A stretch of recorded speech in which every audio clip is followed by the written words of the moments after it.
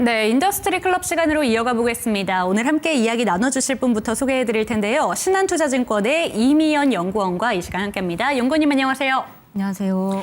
네, 오늘 연구원님과 함께 산업 동향에 대해서 꼼꼼히 짚어보도록 할 텐데요. 오늘은 어떤 산업에 대해서 배워볼지 화면을 통해서 만나보도록 하겠습니다. 오늘 주제는 미국의 금리 인하 가능성이 점점 올라가고 있는데 하반기에 보험과 증권 업종의 전망은 어떨지에 대해서 한번 짚어보도록 하겠습니다. 우선은 2분기에 이 보험 업종과 증권 업종이 어떤 실적을 발표를 했는지 이 부분부터 짚어봐야 될 것 같은데요. 리뷰에 대해서 한번 짚어주시죠. 네, 일단 2분기의 증권업종 같은 경우에는 전반적으로 실적이 좀 기업별로 분위기가 많이 좀 달랐었습니다. 삼성화재 같은 경우에는 일회성 투자 처분 이익이 발생하면서 시장 기대치를 좀 이제 상회를 했고요. 그리고 일부 보험사들 같은 경우에는 일회성 사고로 인해서 보험금 청구가 늘어난 부분이 좀 실적에 이제 크게 부담으로 좀 가중이 되었다라고 보시면 되실 것 같아요. 네. 네, 업계 전반적인 공통사항들은 있습니다. 예를 들면은 최근에 의료 파업이 좀 이제 마무리 국면에 접어들기 시작을 하면서 이 부분이 보험금 청구로 이어지게 되었고, 그리고 잘 아시다시피 최근에 이제 그 금호타이어 공장 사고가 있었죠. 화재 사고가 이 부분도 이제 일회성으로 보험사들에게 좀 이제 보험금 지급으로 작용이 되면서 실적에 영향을 주었고요. 그리고 최근 한 4년 반 동안 자동차 보험료를 되게 많이 내렸어요. 아마 뭐 체감을 하셨을 겁니다. 네. 계속 보험료 이제 갱신할 때마다 좀 그 보험료가 낮아지는 거를 보셨을 텐데, 이러한 부분 또한 보험사들에게는 매출 증가를 억제하는 요인으로 작용을 했기 때문에 전반적으로 좀 이제 공통적인 요인으로는 보험사들에게는 썩 좋지 않은 영업 환경이었다라고 요약을 드릴 수 있을 것 같고요. 증권사 같은 경우에는 좀 달랐습니다. 증권사들은 전반적으로 어닝 서프라이즈를 기록을 했는데 그 요인들을 잠깐 살펴보자면은 일단 거래 대금이 6월 들어서 굉장히 많이 늘어났습니다. 4월, 5월에는 각각 일평균 거래 대금이 18조 원, 22조 원 수준에 불과했는데 6월 들어서는 33조 원을 기록을 하면서 전반적으로 2분기 일평균 거래 대금 레벨을 거의 한 25조 원 수준까지 끌어올렸고, 잘 아시다시피 증권사들은 이렇게 거래 대금이 늘어나게 되면은 여기에서 수수료 수익을 수취를 하는 구조이기 때문에 굉장히 큰 수혜를 입었다라고 봐주시면 되실 것 같아요. 그 외에도 금리가 내려가면서 채권평가 이익도 많이 잡혔고요. 그리고 전반적으로 주식시장이 상승을 하면서 증권사들이 가지고 있었던 자산들에서 평가 이익도 일부 발생을 했고, 환차익과 같은 그런 일회성 이익들도 실적에 굉장히 긍정적인 영향을 줬다라고 해석을 하고 있습니다. 네, 좋습니다. 증권업황과 이 보험업황에 대해서 조금 차별화된 시각에 대해서 이야기를 해주셨는데 2분기에는 보험업종 같은 경우에는 일회성 비용이 많이 반영이 됐기 때문에 약간 아쉬운 부분이 있었지만 증권업종 같은 경우에는 일단 상반기에 우리 주식시장이 너무 잘 나갔었기 때문에 그에 대한 실적 어닝 서프라이즈가 있었다라는 점을 빼놓을 수가 없을 것 같습니다. 그런데 조금 전에 연구원님께서 잘 설명해 주신 것처럼 기준금리에 워낙 영향을 많이 받는데 이제 10월부터는 한국도 기준금리를 내릴 수 있다라는 전망이 나오고 있습니다. 어떤 식으로 좀 반영이 될 수 있을까요? 네, 일단 저희 하우스부터 말씀을 드리면은 저희는 내년 상반기 중에 한 차례 기준금리를 인하를 하고 그리고 그 이후에 2027년쯤에 한 차례 더 이제 인하를 할 것으로 예상을 하고 있는 상황이고요. 일반적으로 이제 그 보험사와 증권사는 금리에 굉장히 좀 민감한 수익 구조를 가지고 있습니다. 그 방향성은 아예 다르고요. 보험사들은 금리가 내려가게 되면은 여기에 맞춰서 자본이 감소를 하게 되는 영향을 받게 됩니다. 이게 왜냐하면은 자산과 부채가 현재 그 미스매칭이 되어 있습니다. 네. 듀레이션이. 그러다 보니까 그 자산 가격이 이제 하락하는 속도보다 그 증가하는 속도보다 부채 가격이 이제 그 증가하는 속도가 빠르기 때문에 오히려 자본이 좀 감소하게 되는 영향이 이제 생기게 되고요. 그렇기 때문에 보험사들은 그 금리가 내려가게 되면은 굉장히 좀 이제 불리한 그런 산업이라고 봐주시면 돼요. 일반적으로 저희가 보험 업종은 생명보험하고 손해보험으로 나눠서 보실 수가 있는데 이 금리에 대한 민감도는 아무래도 생명보험 업종이 손해보험 업종보다 훨씬 더 높은 편입니다. 이거는 왜냐하면은 이제 그 생명보험사들 같은 경우에는 일반적으로 잘 아시는 것처럼 뭐 저축성 보험과 그쵸. 같은 이제 그런 성격의 보험 상품들을 많이 팔기 때문이라고 봐주시면 되시겠고요. 손해보험사들은 이제 사고가 발생했었을 때 거기에 뭐 잘 아시는 것처럼 실비로 이제 제공을 해주는 뭐 실비보험이라던가 혹은 이제 보장성 상품들 위주로 판매를 했기 때문에 이러한 부분에서는 상대적으로는 조금 더 자유로운 편이다라고 봐주시면 되세요. 증권업종 같은 경우에는 반면에 금리가 내려가면은 오히려 굉장히 우호적인 영업 환경이 조성이 됩니다. 쉽게 말씀드리면은 일단 금리가 내려가게 되면은 전통 자산들의 가격이 올라가게 되죠. 네. 뭐 채권 가격도 올라가게 되고 주식 시장도 조금 더 이제 화랑을 띄우게 되니까 이러한 부분에서도 나쁘지 않고요. 그리고 증권사들은 채권을 굉장히 많이 들고 있습니다. 그러다 보니까 채권 평가 이익도 좀 이제 반영이 될 수 있는 그런 이제 상황이기 때문에 오히려 증권사들은 금리가 내려가면은 여기에 따른 수혜주로 접근을 하실 수가 있으실 거예요. 네, 좋습니다. 보험업종과 증권업종 같은 경우에는 금리 인하 사이클에도 조금 다르게 반영이 된다라고 짚어주셨는데 저축성 보험이 많은 이 생명보험 쪽이 조금 더 타격이 있을 수 있다는 점을 짚어주셨고요. 증권 종목들 같은 경우에는 자산 시장에 자금이 많이 들어온다는 것 자체가 호재가 될 수 있다는 점도 짚어주셨고 채권 평가 이익이 반영된다면 증권 종목들은 조금 더 좋은 수익을 보여줄 것이다라는 점 전망해 주셨습니다. 그렇다면 일단 하반기에 실적 전망은 어떻게 바라보고 계실까요? 사실 하반기 같은 경우에는 그 증권사들과 보험사들에게는 좀 이제 실적 비수기이기는 해요. 일단 보험부터 먼저 말씀을 드리자면은 네. 보험사들 같은 경우에는 이번 3분기 실적은 사실 앞서 말씀드렸었던 요인들에다가 추가적으로 침수 피해 영향이 반영이 되면서 좀 시장 기대치를 하회할 가능성이 굉장히 높습니다. 잘 아시다시피 이번에 장마가 굉장히 길었죠. 그리고 이 장마 기간 동안에 여러 지방에서 특히 이제 그 침수 피해가 많았던 걸로 알고 있는데 아무래도 이렇게 침수 피해가 나타나게 되면은 거기에 대해서 이제 특히 자동차 침수가 되게 좀 크리티컬 하거든요. 그 이외에도 예를 들면 이제 뭐 주택이라던가 상가가 침수되었을 때 거기에 대한 이제 보장이 나가기 때문에 이러한 부분들이 지금 보험사들에게는 썩 그렇게 긍정적이지는 않습니다. 4분기까지 좀 더 이어서 말씀을 드린다면은 겨울에는 눈이 오죠. 그쵸. 눈이 오면은 또 이제 도로가 많이 미끄러워집니다. 그리고 또 이제 감기도 유행을 할 수 있고요. 또 이제 뭐 호흡기 질환에서 또다시 이제 뭐 전염병이 유행을 하게 되면은 이러한 부분에서 또 이제 보험금 청구가 늘어나게 되기 때문에 보험사들에게는 썩 그렇게 긍정적이지는 않은 영업 환경이에요. 보통 이제 보험사들은 상반기의 실적이 굉장히 좋고 하반기로 갈수록 좀 실적 부담이 좀 더 가중이 되는 그런 모습으로 봐주시면 되시겠고요. 그래서 이제 결국에는 그러면은 이제 보험사들은 어떤 시점에 실적이 턴어라운드를 할 수가 있느냐가 핵심이실 텐데 보통 이제 보험료가 인상이 되면은 그럼 이제 그게 턴어라운드의 기점으로 봐주시면 됩니다. 그런데 지금 자동차 보험 같은 경우에는 아무래도 연내 인상 기대감은 크지는 않은 상황이고요.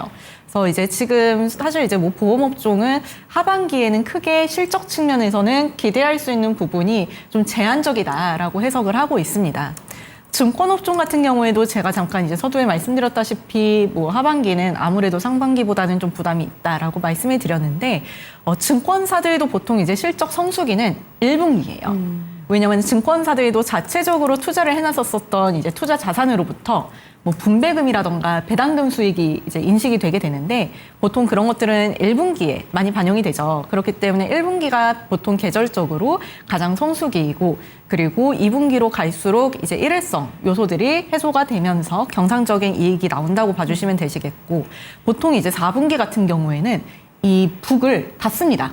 그러니까 이제 신규 투자를 보통 집행을 하지를 않는 거죠. 그러다 보니까는 좀 이익이 좀 후퇴하는 그런 이제 경향을 보이게 되는데 아무래도 하반기로 갈수록 이러한 부담은 가중될 수밖에 없는 기본적인 영업 환경이 좀 이제 깔려 있는데 지금 2분기 같은 경우에는 앞서 말씀드린 것처럼 전반적으로 어닝 서프라이즈가 일회성 그쵸. 요인으로 인해서 많이 나왔죠. 그래서 그거를 고려해 놓고 보았을 때 3분기는 지난 2분기 대비해서는 감익이 나올 가능성을 배제를 할 수가 없습니다. 네.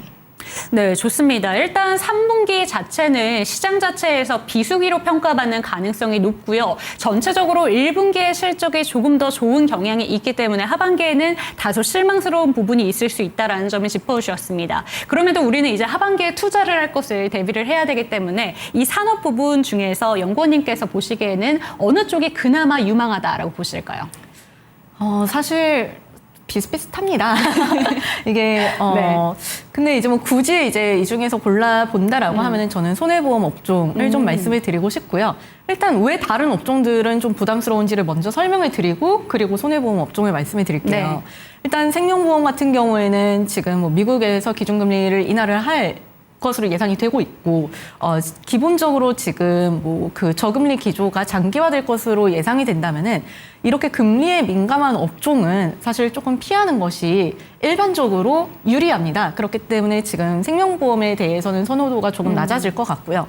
그리고 증권업종 같은 경우에는 결국에는 이제 상반기에 증권주가 주도주가 그쵸. 되었었던 원인을 잠깐 살펴보면은 코스피 5,000포인트에 대한 시장의 이제 기대감과 사실 확신이 굉장히 컸죠. 네. 여기에서 이제 불확실성이 해소되는지 여부가 굉장히 중요할 것 같아요. 그래서 좀 이제 증권업종은 조금 이제 중립적인 이제 그런 이제 시각으로 지금은 좀 보셔도 괜찮으실 것 같아요. 다만 증권 같은 경우에는 주식시장 변동성 확대에 따라서 얼마든지 이제 그 주가 변동성이 커질 수가 있기 때문에 이 중에서 그래도 뭐 아예 비우기는 부담스럽기 때문에 가장 펀더멘털이 탄탄하고 밸류에이션 측면에서 부담이 좀 덜한 한국 금융지주를 탑픽으로 말씀드리고 있고요.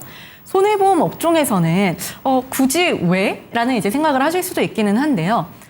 지금 이 새로운 정부가 들어서면서 사실 손해보험 업종에게는 별로 그렇게 크게 나쁠 것은 없습니다. 왜냐하면은 건강보험 재정이 지속적으로 이제 감소하고 있고 여기에 따라서 비급여에 대해서 좀 지금 그 제도 개편이 필요하다라는 부분을 금융당국에서 인지를 하고 있는 상황이에요. 그래서 비급여랑 그리고 실손보험 개혁에 대해서 여전히 지금 추진을 할 것으로 예상을 하고 있고 추가적으로 이번 그 정부의 새로운 공약들 중에 하나를 살펴보면은 펫보험 활성화라는 게 있습니다. 그래서 우리나라의 지금 인구가 계속 줄어들고 있잖아요. 그쵸. 고령화 사회에 진입을 하고 있고 우리나라 인구가 5,200만 명이 있는데 혹시 강아지, 고양이가 몇 마리인지 들어보신 적 있으세요? 아니요.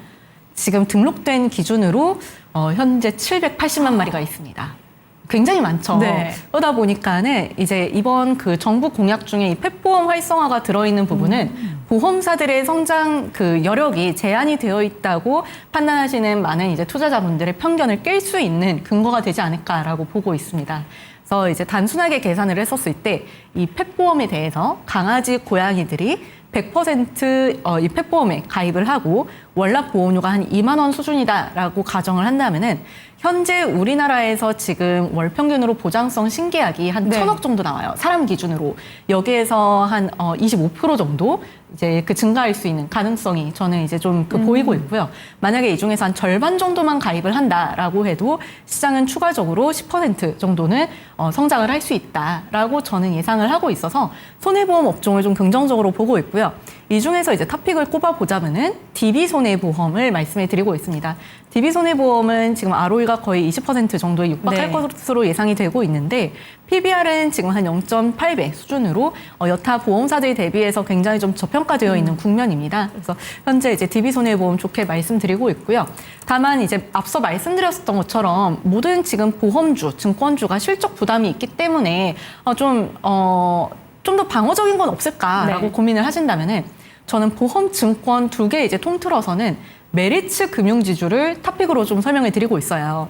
메리츠 금융지주 같은 경우에는 자회사 메리츠 화재랑 메리츠 증권을 지금 연결 이익으로 땡겨오고 있는 회사인데 화재 같은 경우에는 지금 그 앞서 말씀드렸던 그런 자동차 보험 관련해서 부담이 좀 덜합니다. 상대적으로 자동차 보험 익스포저가 적어요. 네. 그리고 이제 증권 같은 경우에도 거래 대금이 감소를 한다고 해도 이 회사는 최근에 이제 아마 투자자분들도 잘 아시겠지만 그 365 계좌에서는 2년 동안 수수료가 무료거든요. 뭐 이제 환율 뭐 그 뭐라 그러죠? 그 달러로 이제 바꾸는 거.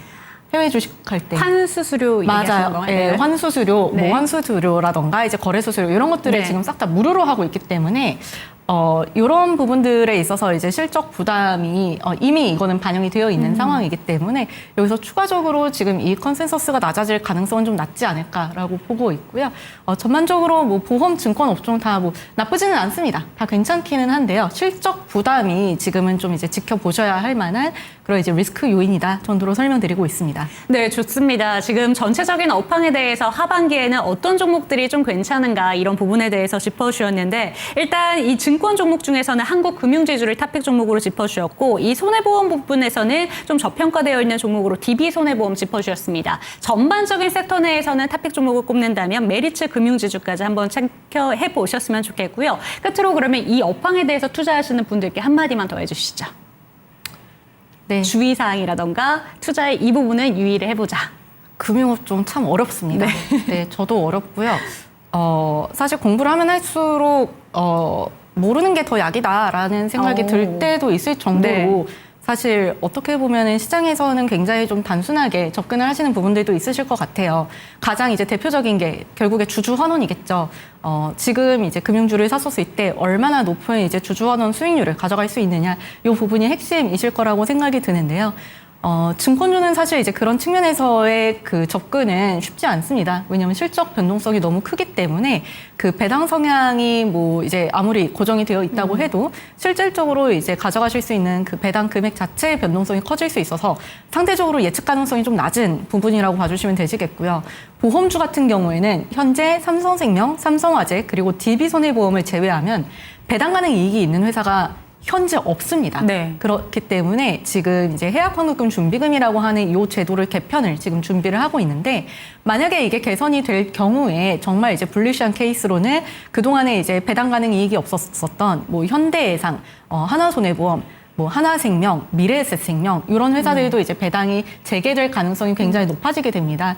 이 구간에서는 이제 투자 기회를 한번 모색을 해보실 수는 있기는 하겠지만 여기에 대해서는 이제 굉장히 좀 이제 그 밀접한 모니터링이 좀 필요하시지 않을까라고 보고 있습니다. 네, 전반적으로 어려운 시장이다라는 점을 짚어주셨는데 제도 개편에 대해서도 꼼꼼히 체크할 필요가 있다라는 점까지 참고가 되셨으면 좋겠습니다. 오늘 연구원님과 함께 해봤는데요. 오늘 말씀 감사합니다. 감사합니다. 네, 오늘도 여러분들의 투자 판단에 도움이 될 만한 다양한 정보를 제공해드렸습니다. 하지만 특정 종목에 대한 상승과 하락은 보장하지 않는다는 점 반드시 기억해 주시고요. 저희는 내일 이 시간 뵙도록 하겠습니다. 시청해주신 여러분 고맙습니다.